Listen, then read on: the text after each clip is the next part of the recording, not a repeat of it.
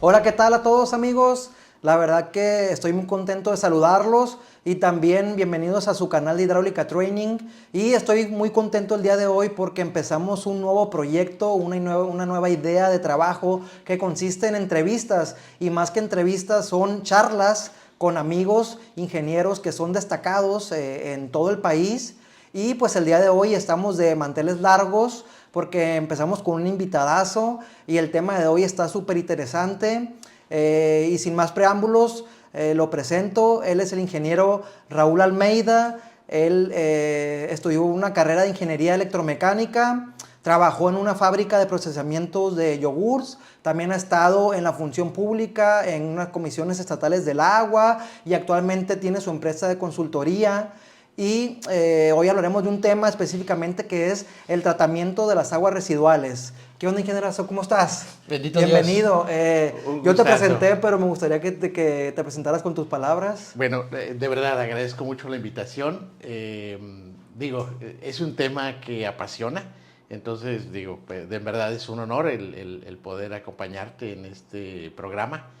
Y sí, bueno, azares de la vida me han llevado a esto. Soy ingeniero electromecánico. La especialidad de un electromecánico normalmente va enfocado al mantenimiento, Sí. mantenimiento de equipos, mantenimiento en la industria.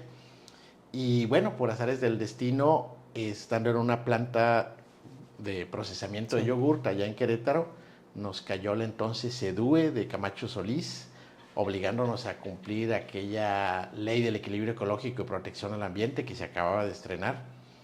La verdad, digo, como ingeniero electromecánico, era un tema desconocido, creo que desconocido para muchas profesiones, pero en especial para la ingeniería electromecánica. Y pues es un tema apasionante esto del medio ambiente, de la hidráulica, y bueno, le cumplimos cabalmente en aquel entonces a la SEDUE y pues el amor nace Sí. en lo que se hace bien y aquí estamos. Después me tocó estar en una maestría en hidráulica, ahí en la Autónoma de Querétaro, y en una maestría en León en medio ambiente. Perfecto. Entonces ya tenemos un poco de camino en esto, Mucha bendito experiencia en Dios. ese tema, Inge. Bienvenido. Gracias. Y bueno, cuando estamos en la carrera de ingeniería, como que siempre nos hablan mucho sobre el suministro de agua potable, como que generalmente es un tema de mucho interés el cómo llevar el agua potable a las casas, pero se le da muy poca importancia al drenaje y al saneamiento de las aguas residuales. Eh, ¿Por qué es importante tratar las aguas residuales y qué problemáticas se pueden causar si no se tratan?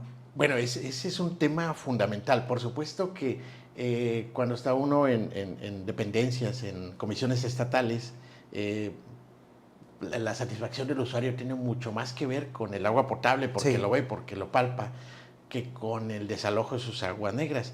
Es probable que si no tiene drenaje, la familia tiene molestias, hace letrinas, etcétera, y se deshace de sus residuos, entre comillas.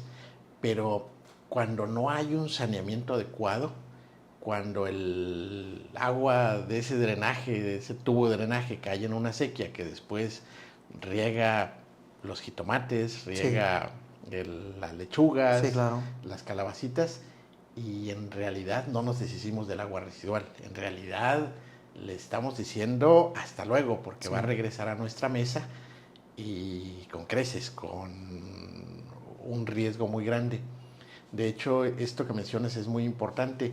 Estudios que ha hecho UNESCO en países en vías de desarrollo, países subdesarrollados, tiene mucho más implicaciones el, con el tema de saneamiento que el propio tema del agua potable. Porque el agua potable, tu fuente puede ser que no sea segura, pero con unas gotas de cloro o con hervir el agua sí, garantizas la salud de tu familia.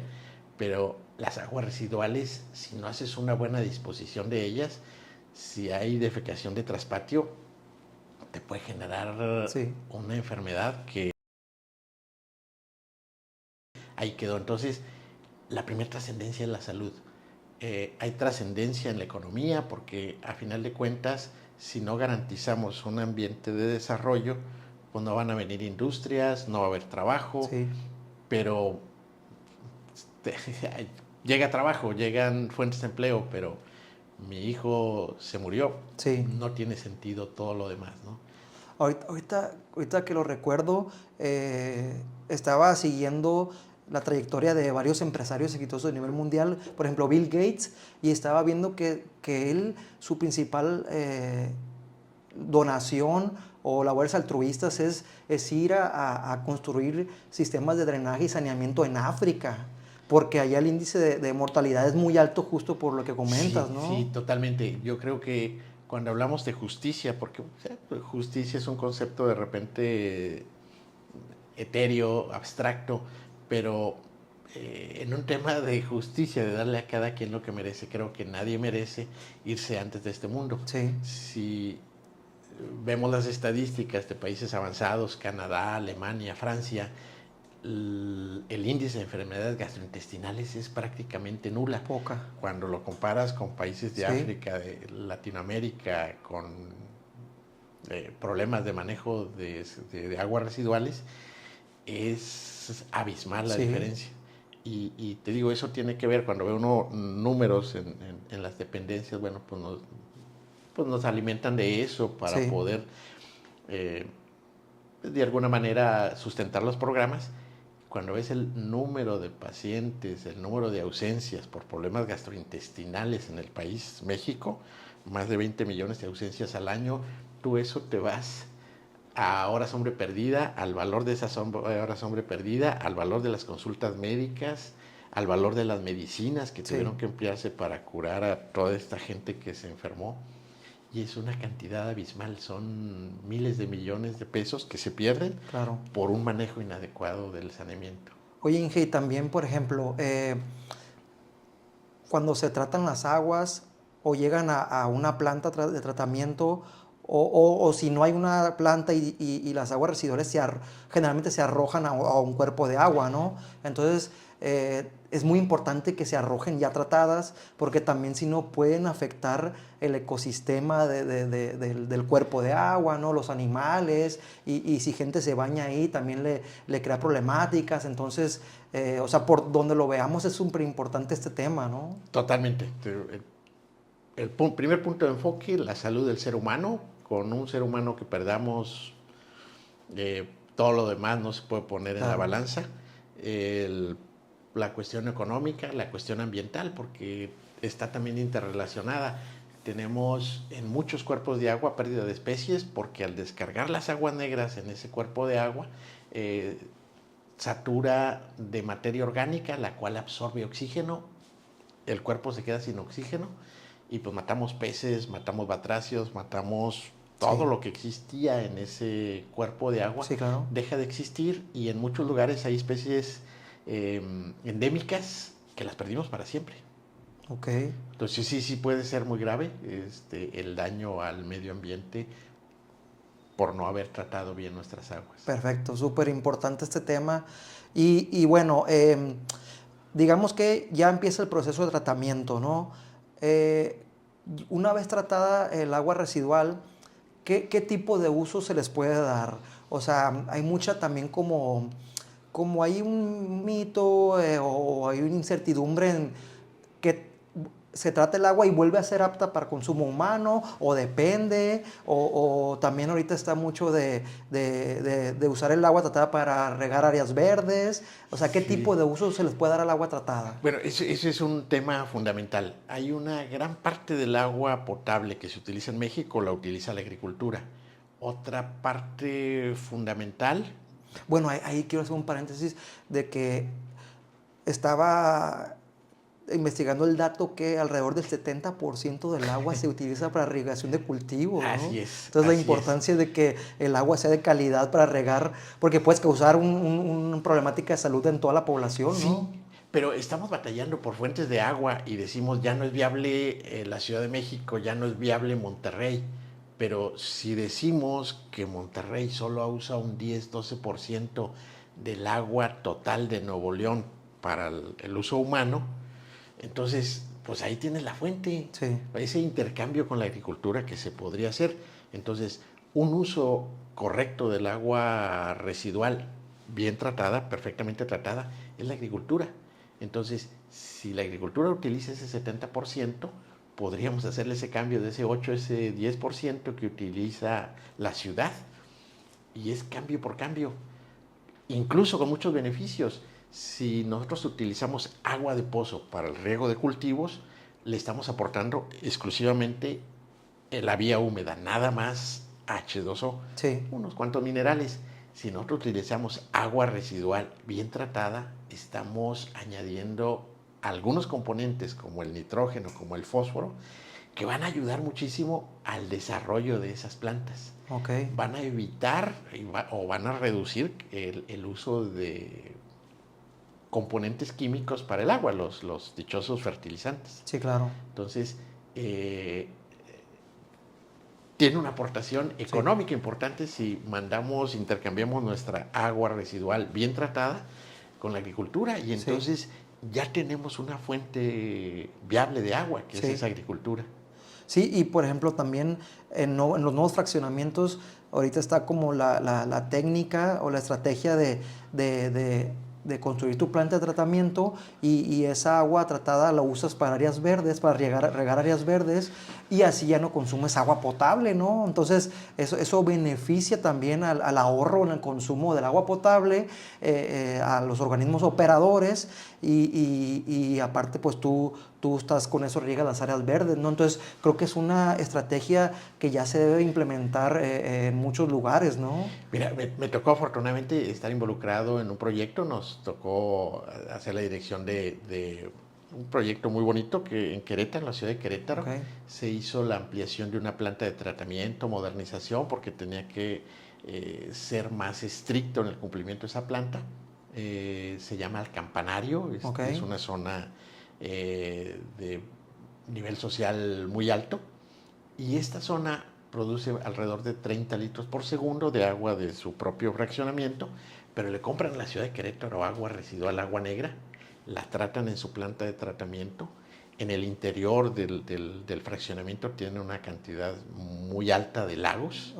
El agua tratada va al lago que está en la parte más alta y viene alimentando en cascada, y luego los lagos sirven como reservorios para mandar agua a las redes internas. El usuario ahí en Campanario tiene dos redes, tiene una red de agua potable, totalmente potable, agua de primer uso, y agua residual tratada con una calidad excelsa.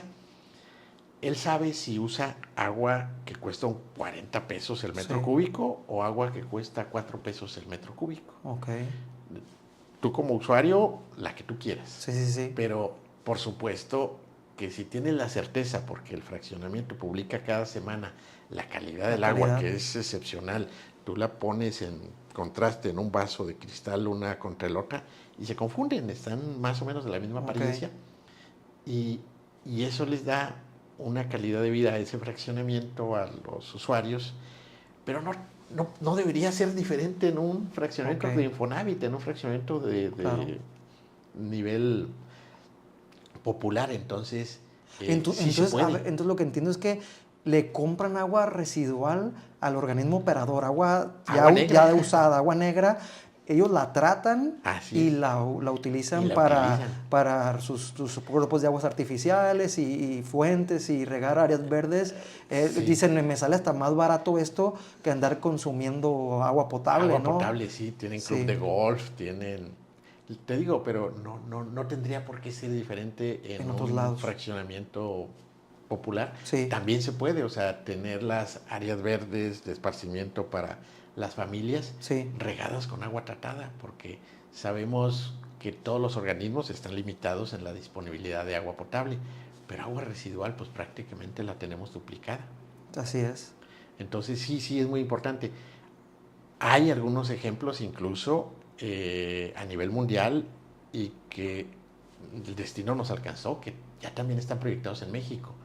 En Monterrey el año pasado fue una crisis grave. Este año es probable que sea más grave la crisis. También hace poco ahí en la Ciudad de México. Con el sistema está por llegar Cutzamala y hay sequías y así, ¿no? Y ahorita es uno de los temas en la pasada ANEAS, esta Asociación Nacional de Empresas de Agua y Saneamiento, se está impulsando muy fuerte el reuso indirecto, se le llama. Porque es factible que tu agua residual la trates y la pongas en tu tinaco de nuevo. Ok. Pero de alguna manera siempre existe un riesgo, mínimo pero riesgo, porque si el agua es recién tratada, es factible que se haya botado un sello mecánico, que se haya dañado un empaque, un O-ring, Sí. y bueno, pues ya se te cruzó agua no bien tratada a tu cisterna, ¿no?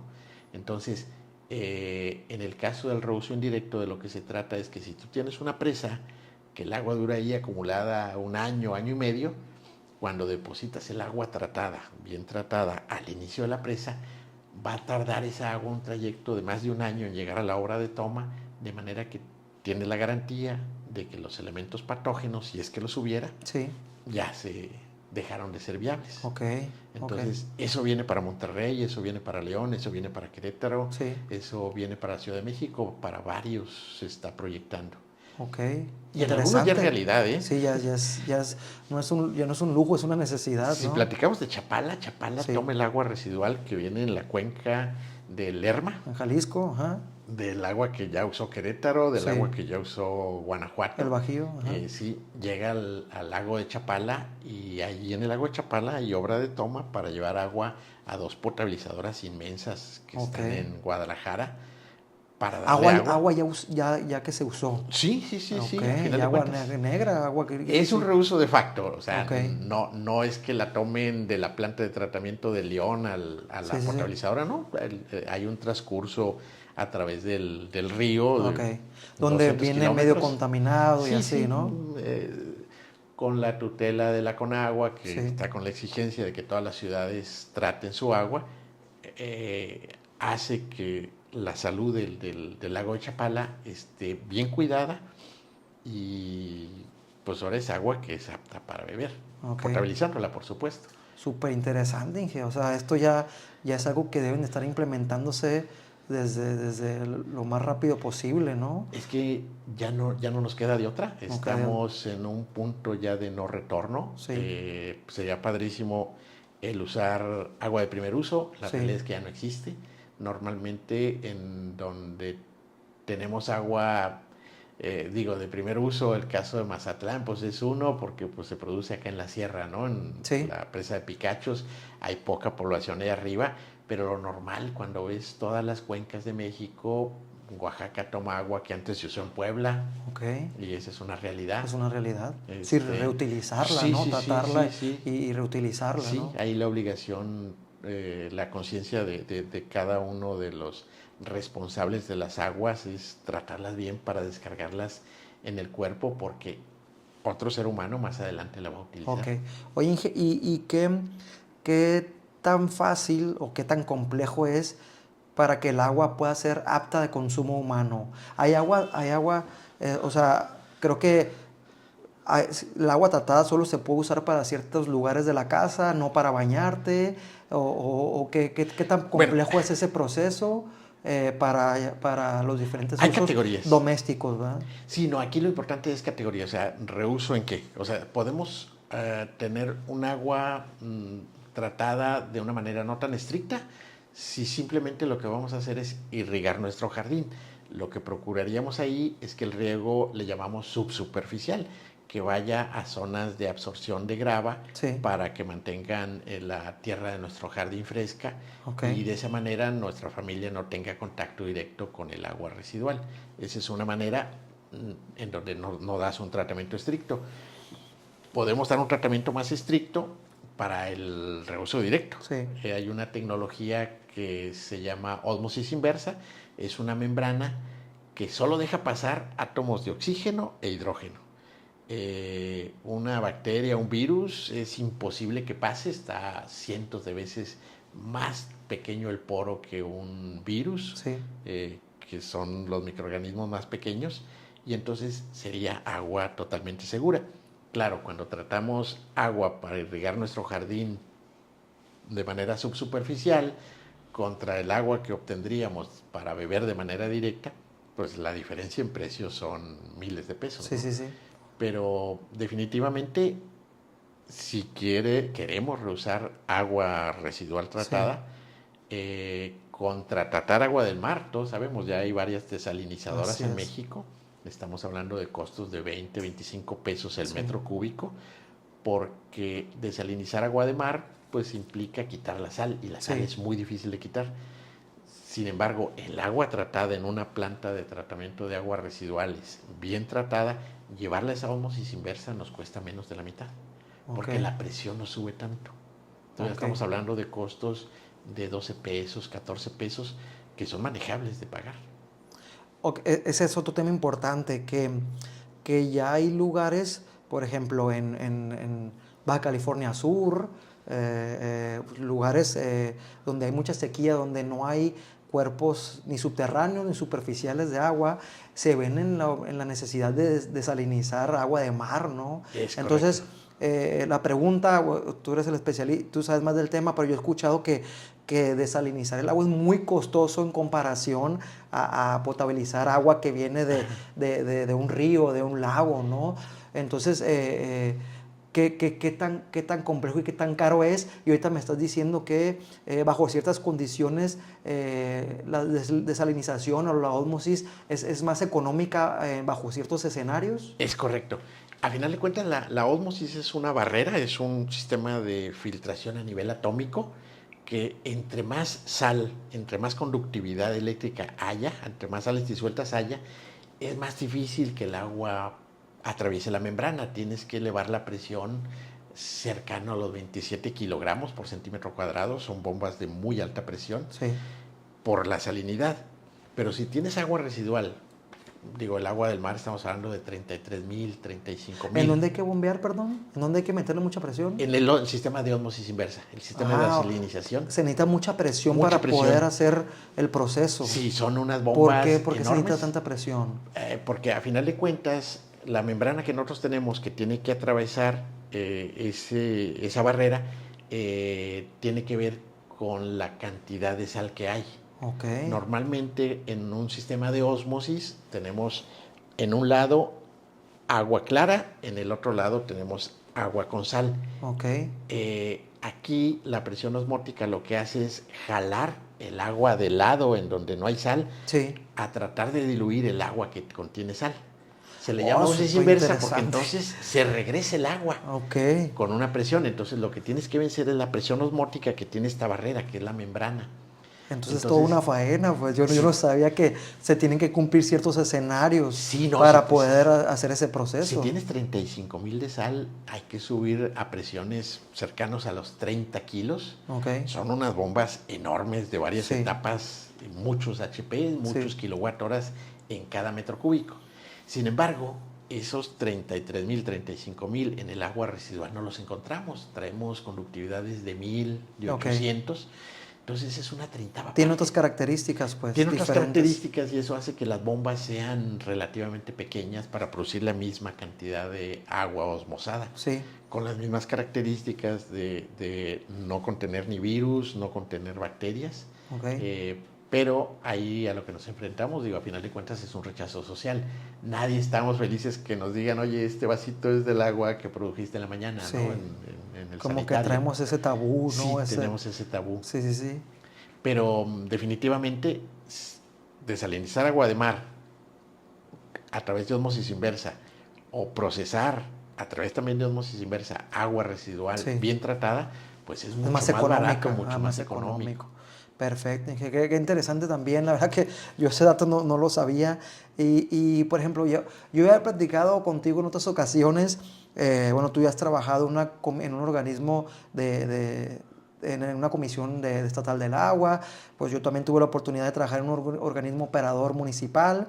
Y alguna vez platicamos esto de que, pues, ok, construyes tu planta de tratamiento, ¿no? Y le instalas los equipos de última vanguardia, los más sofisticados, los sopladores que van a hacer que el proceso se cumpla y todo, pero la construyen y, oh sorpresa, al año que la construyen, la dejan caer, ¿no?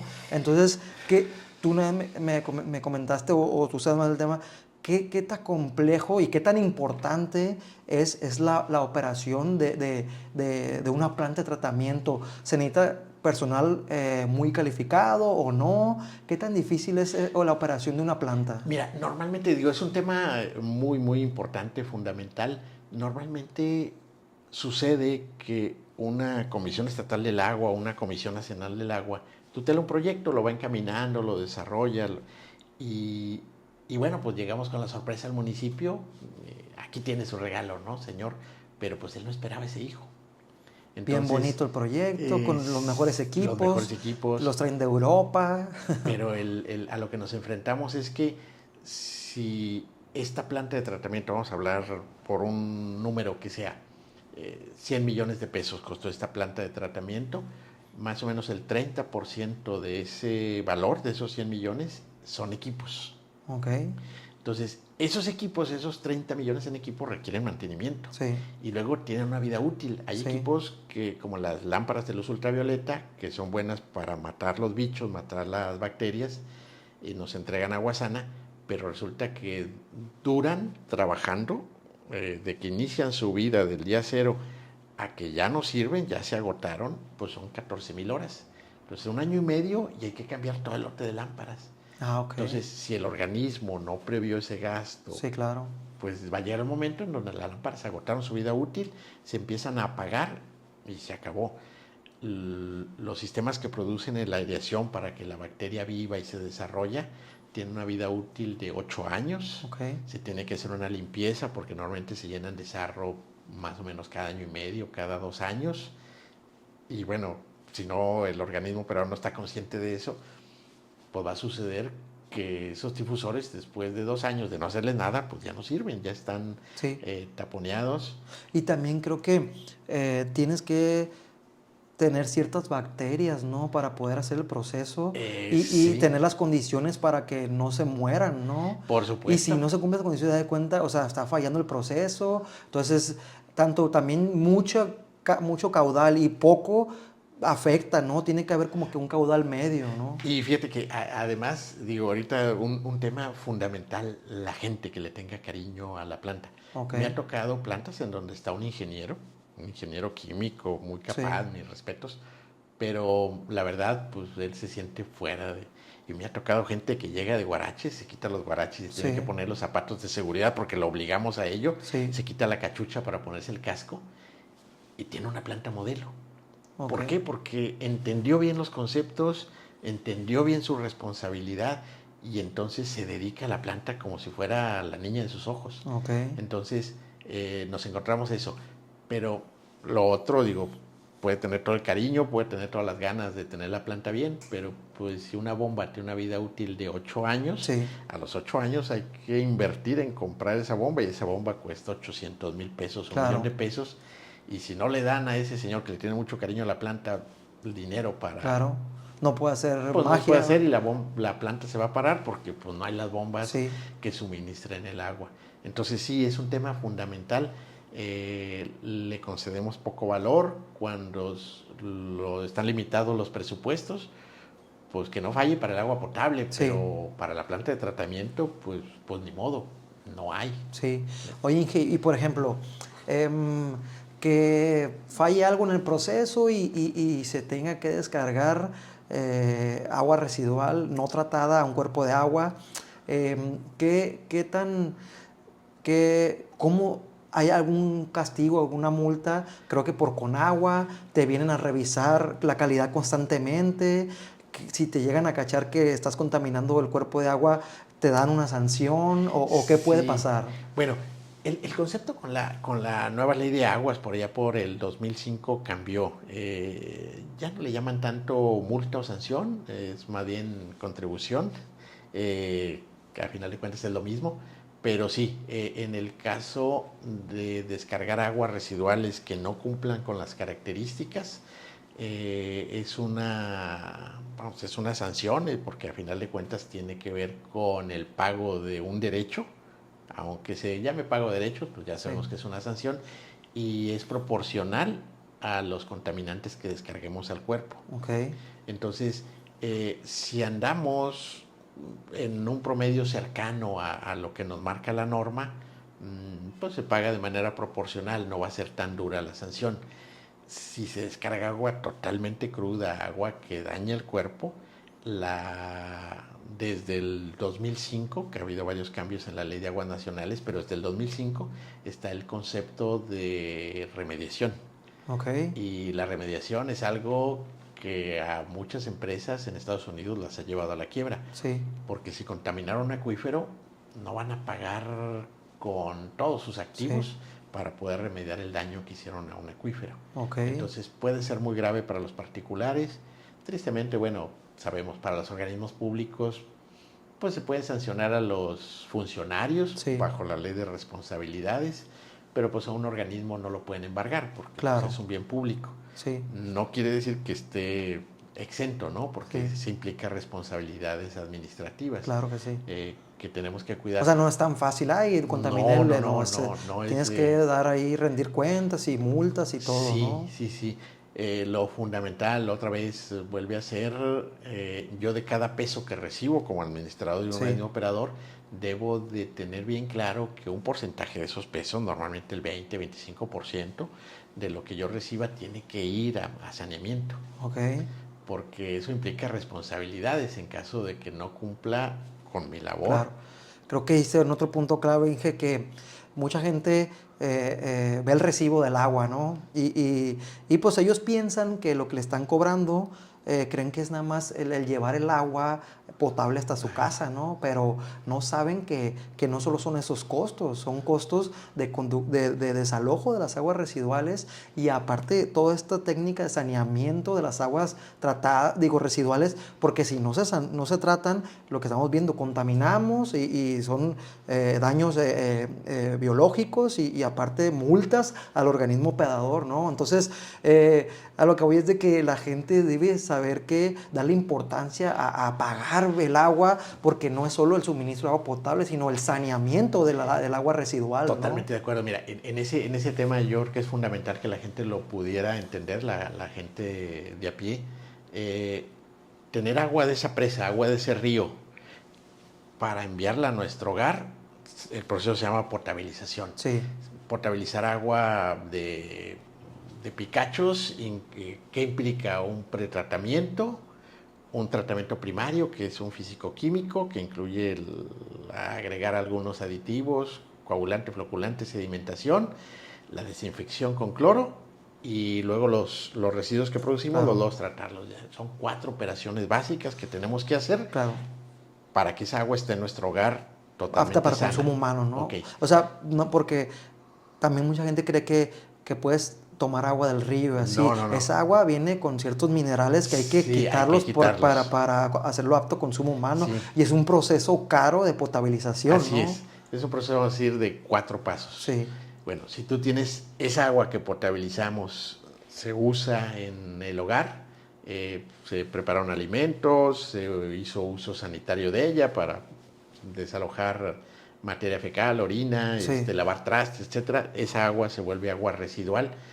Resulta que requerimos dar un pretratamiento, Sí. hacer un tratamiento primario, hacer un tratamiento secundario. Ahora la nueva ley nos obliga a un tratamiento terciario para remover nitrógeno. Tenemos que desinfectar el agua, luego tenemos que espesar los lodos, luego tenemos que digerir los lodos para que, como son bacterias Sí. que pueden generarle daños al ser humano, tenemos que desactivarlas. Claro. Y luego tenemos que deshidratar esos lodos. Entonces son 8 Todo ese pasos. proceso para que vean que no es nada fácil, No, pues. no. Y no es barato. Es más caro tratar el agua residual para poderla descargar en un cuerpo de manera responsable, cumpliendo la norma, Claro. que el agua potable, tomarla Que viene de de un ese cuerpo arroyo, de agua, de ese ¿no? río. Y Ok, eso sería como la diferencia, ¿no? Sí. Al final, ninguna de las dos es apta para consumo humano, pero es más sencillo potabilizar el agua de un cuerpo federal o de un cuerpo de agua que tratar ya el agua usada residual, ¿no? Totalmente. Las instalaciones igual. Cuando hablamos de una planta para procesar 500 litros por segundo para una ciudad pequeña, una ciudad mediana, la inversión contra una planta de tratamiento de aguas residuales para la misma cantidad de agua, estamos hablando de un 60-70% de costo superior en una planta de aguas residuales. Entonces, por ejemplo, por decir algo, si una planta potabilizadora te cuesta $1,000,000, más o menos una planta de tratamiento para el mismo caudal, 1,600,000, $1,500,000. O sea, así es más caro una planta de tratamiento. Es más caro, y la operación igual. Igual la operación más sofisticada, más sofisticada, más energía eléctrica. Requerimos gente con más capacidad, con un control de laboratorio muy férreo.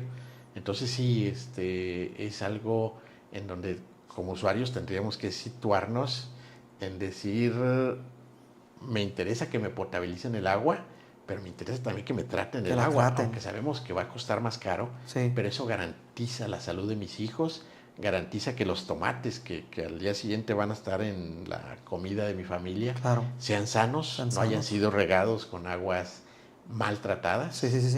Y además, digo, cuando revisamos aguas que vienen de pozo, agua que vienen del subsuelo, pues tristemente nos vamos encontrando que muchas aguas del subsuelo ya están contaminadas porque descargamos en ese arroyo y pues debido a fracturas por el desecamiento en muchos lugares, el agua de ese arroyo se percola, se filtra hacia nuestro acuífero y entonces ya después tenemos esos coliformes, esa materia fecal en nuestro vaso de agua, en la regadera que está cayendo en mi cara, ¿no? Entonces, bueno, más o menos, digamos que así de manera muy general, el volumen de agua disponible en el mundo es limitado, ¿no?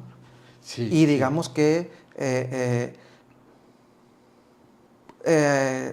ya cada vez menos de ese volumen está perdiendo su calidad, ¿no? O sea, cada vez hay agua que no tan contaminada o que es fácil de potabilizar o tratar, cada vez hay menos disponible, ¿no? Cada vez estamos contaminando más, por lo tanto, cada vez es más caro el proceso de hacerla apta para consumo humano, ¿verdad? Sí, totalmente. Aquí en el caso de Mazatlán, digo, la verdad es que, bendito Dios, se tiene una situación privilegiada porque tiene disponibilidad de agua superficial, que es de una calidad muy alta, mucho más alta, es más fácil potabilizarla. Tenemos lugares en la República Mexicana, en el centro, en donde se están extrayendo lo que le llamamos aguas fósiles. Y aguas fósiles lo que nos quiere decir más que nada es que es agua que llegó hace miles de años a ese estrato. A ese nivel del subsuelo llegó hace 5,000 años, hace 7,000 años, y entonces está con una concentración muy alta de arsénico, ya no quiero decir más, muchos minerales que son muy difíciles de quitar, que tienen un costo muy elevado el removerlos, y para tener acceso al agua, pues es lo que se está usando, es lo que hay. Tenemos casos, digo, lugares donde me tocó trabajar, Salamanca, en donde hay un factor que le llaman sílice coloidal. Eso significa que está saturado de sílice el estrato. Y es lo común, es con lo que tienen que enfrentarse los usuarios del agua altamente mineralizada. Es súper difícil de potabilizar. Pues. Sí. Es costosa, es cara. Es costosa. Y bueno, el hecho de que estemos en una situación privilegiada acá en Mazatlán no quiere decir que no abramos los ojos y volteemos a ver la realidad de nuestro país, ¿no?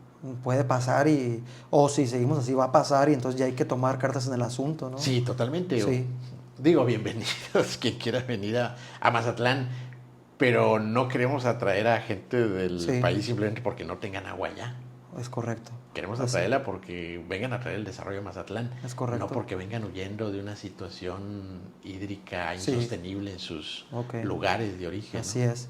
Y hablando, Inge, ahorita del desarrollo, bueno, trabajamos en organismos públicos, tú y yo, y uno de los grandes problemáticas actuales en los organismos operadores es que, pues, la mancha urbana está creciendo cada vez más y más, cada vez hay más nuevos desarrollos, y es algo que no podemos detener, ¿no? Entonces, nosotros como ingenieros tenemos que adaptarnos y proponer alternativas de solución a ese crecimiento, esas problemáticas que pueden venir con este crecimiento.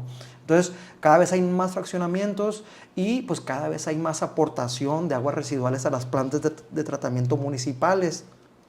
¿Tú cómo ves la alternativa? Porque he escuchado a muchos ingenieros que están a favor, otros en contra. ¿Cómo ves la alternativa de que ya los nuevos fraccionamientos tengan su propia planta de tratamiento interna y así ya no le das carga a las plantas municipales? Pero pues he escuchado a mucha gente quejarse pues de que muchos desarrolladores dejan caer la planta y después se convierte en una problemática y la solución ahora es problema. Entonces, ¿cómo ves tú esa estrategia? ¿Es mejor que cada fraccionamiento tenga su planta? Bueno, es bien importante. Aquí tenemos que situarnos en cada caso particular, porque si hablamos de un fraccionamiento pequeño, vamos a decir 1 litro por segundo, estamos hablando de 86.4 metros cúbicos al día, que lo llevamos a los 30 días, estamos hablando de 2,000 y tantos metros cúbicos producidos en esa planta. Si esa planta se la entregamos a Jumapam, al organismo operador, para que se haga cargo de ella una vez que terminó el periodo, va a suceder que por los reglamentos del sindicato tiene que haber personal de manera permanente, por lo tanto los 3 turnos va a haber operador y ayudante. Sí. Cuando nos vamos a salario integrado, porque a los señores hay que pagarles aguinaldo, las vacaciones, todas las prestaciones del IMSS, vales de despensa, estamos hablando más de 100,000 pesos en salarios. De mano de obra para la mano de obra en una planta. 100,000 pesos más o menos. Sí, pero si te está produciendo nada más 2,500 metros cúbicos al mes, te está costando carísimo, Ana. Carísimo, ¿no? Entonces, no es costeable, no se debe de hacer. Plantas pequeñas, no. Consideramos que hay una escala a partir de los 30 litros por segundo, ya una planta es sustentable.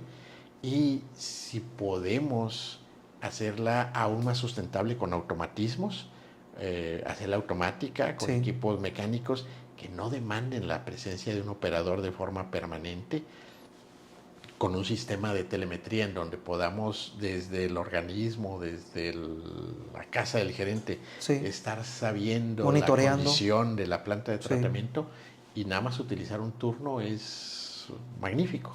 Nos ha tocado, la fortuna, trabajamos con TEC de Monterrey, el Instituto Tecnológico y de Estudios Superiores de Monterrey. Les hemos hecho ya más de 10 plantas y todas las plantas con ellos funcionan con un solo operador. Porque todo lo maneja un PLC. ¿De cuánto caudal? Hay caudales desde 6 litros por segundo, 5 litros por segundo. Pero con una persona, o sea, pocos gastos operativos. Sí, porque de eso se trata. O sea, si tenemos ahí 3 personas por atender los 3 turnos, no sería costeable, sería algo carísimo para la institución, no sería solvente. Entonces, tenemos que hablar entonces de procesos en donde por economía de escala nos sale más barato tratarlas en conjunto. Entonces, algo de lo que sí podría hacer el organismo es fomentar los esfuerzos conjuntos. Si en esta zona de desarrollo va a haber 10 fraccionadores, pues de manera proporcional, poner una sola planta centralizada que reciba las aguas de los 10 fraccionamientos, de los 5 fraccionamientos, y ahí ya podemos tener una planta con mejor tecnología, con mejores prestaciones tecnológicas, con economía de escala, porque no es lo mismo un equipo para producir aire de 1 caballo, es muy ineficiente, contra un equipo de 50 caballos. Es mucho más eficiente, tiene mejores características. Entonces, mi recomendación sería trabajar más un poco en economía de escala. Entonces, poner plantitas para pequeños fraccionamientos no es tan práctico. Lo mejor sería ya juntar un mayor desarrollo y ahora sí en un punto estratégico, ahí ya construyes la planta, que ahora ya va a ser bueno el costo-beneficio de la operación y de lo que te cuesta, ¿no? Sí, y la recomendación, por supuesto, sería reusar el agua. O sea, si esa agua le da un valor a tu fraccionamiento, en el sentido de que puedes tener más áreas verdes, puedes tener lagos recreativos, o darle vida a un cuerpo que está muerto, un arroyo, hacerle circular agua residual bien tratada, pues bienvenido, ¿no? Bienvenido el proyecto. Oye, Inge, ¿ya has escuchado de la planta Totonilco? Yo tuve la oportunidad de escuchar sobre ella cuando estuve en México y creo que es planta más grande, o va a ser, porque no sé si sigue en etapa de construcción, va a ser la más grande de toda Latinoamérica. Entonces vi unas fotos y me imagino que pues ahí va a estar así de las mejores, la tecnología más sofisticada. No sé si has escuchado algo sobre ella. Sí, sí, por supuesto. Conozco a las empresas que me ha tocado trabajar con ellas, con las empresas que construyeron. Okay. Es un proyecto, por supuesto, que ahí los costos operativos por la economía de escala se minimizan. Es Sí, bastante económico tratar el agua ahí. Se puede acceder a muy alta tecnología, a mano de obra que aunque sea de muy alto valor, ingenieros con una alta especialidad para operar la planta, para mantener la planta, pero repartido entre los millones de metros cúbicos que sí. trata por año, Porque va a salen recibir, creo centavos. que gran parte de las aguas residuales del Valle de México, Sí, ¿no? Y sí, sí, sí, de la sí. Ciudad de México y la zona conurbada, la mayor parte de las aguas van para allá, ¿no? Sí, Imagínense la cantidad de aportación. es una planta de adentro, por supuesto, muy, muy importante para nuestro país. Con esa sola planta de tratamiento subió en gran medida la cobertura de México Okay. en materia de saneamiento. Y sí, por supuesto, era una cuestión de justicia. Me tocó cuando estaba en Guanajuato, en comisión estatal, convivir con la gente de la misma comisión estatal, pero de Hidalgo. Sí, Y me decían, a ver, ingeniero, es que ¿cómo impulso yo a mis municipios a que traten su agua residual si lo que corre en el centro de la ciudad son canales de aguas negras? sí, Es como ponerle la florecita ahí sí, al río muerto, ¿no? sí, Entonces,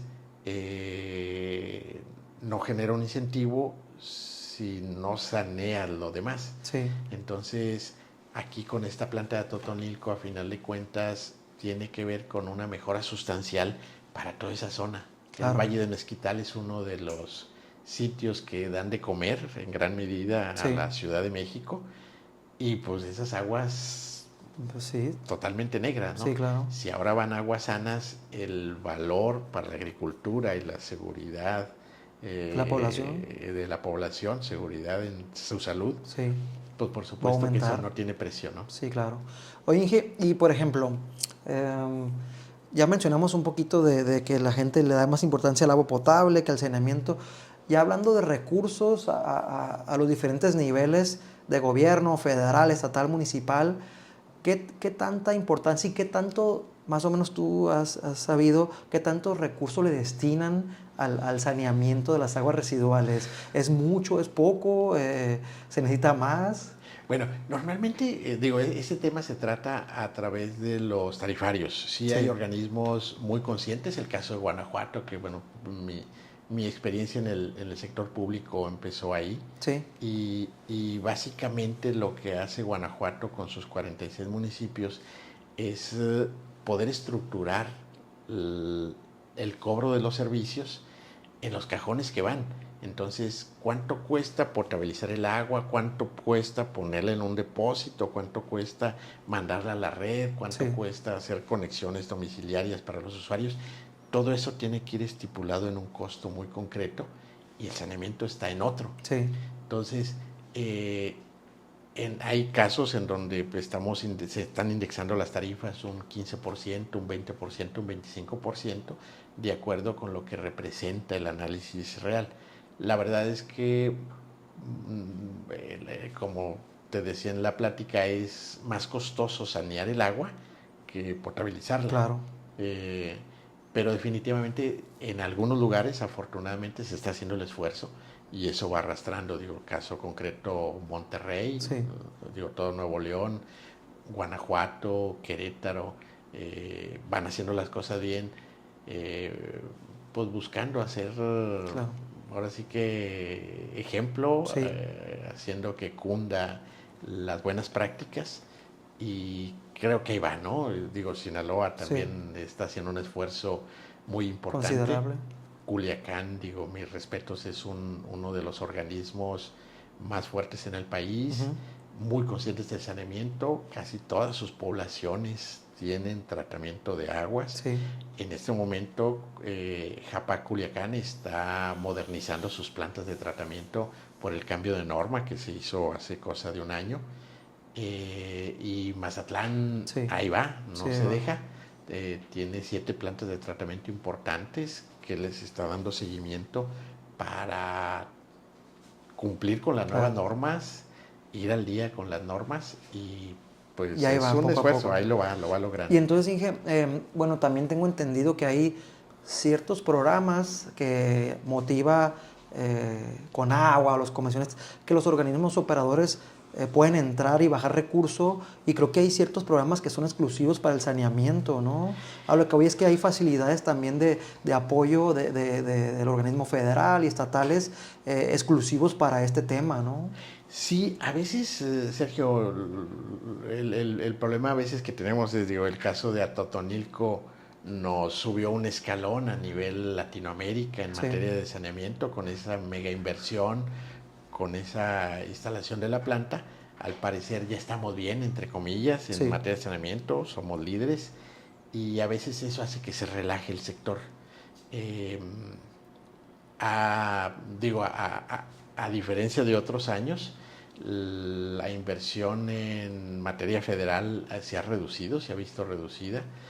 Se ha invertido, por supuesto, en potabilizadoras. Digo, hay ejemplos como en La Paz, con La sí, Buena Mujer, aquí en Concordia, en Valle del Yaqui, sí. que eran deudas históricas con estas poblaciones y se ha invertido bien en la gente, pero en materia de saneamiento como que se ha relajado la inversión. Sí. Ha habido esfuerzos aislados de Jalisco, de Guanajuato, en donde inversiones netamente estatales, municipales, han dado la vuelta y han modernizado sus instalaciones. Sí, Pero sí, en materia federal se ha relajado un poco un poco. la necesidad. Creo Se que tiene que hay reactivar, que ¿no? reactivar, hay que Hay que reactivar. reapretar Qué ese bueno, tema. ojalá mucha gente escuche esto y le dé toda la importancia necesaria, ¿no? Sí, sí, la verdad es que aún hay muchos municipios que no tienen planta de tratamiento. Es importante, por lo tanto, seguir en el tema, no Sí. quitar el dedo del renglón. Inge, ¿cuál fue tu proyecto? Yo sé que hay varios, ¿no? Pero ¿cuál es tu proyecto más destacado en el que te ha tocado trabajar? Bueno, gracias.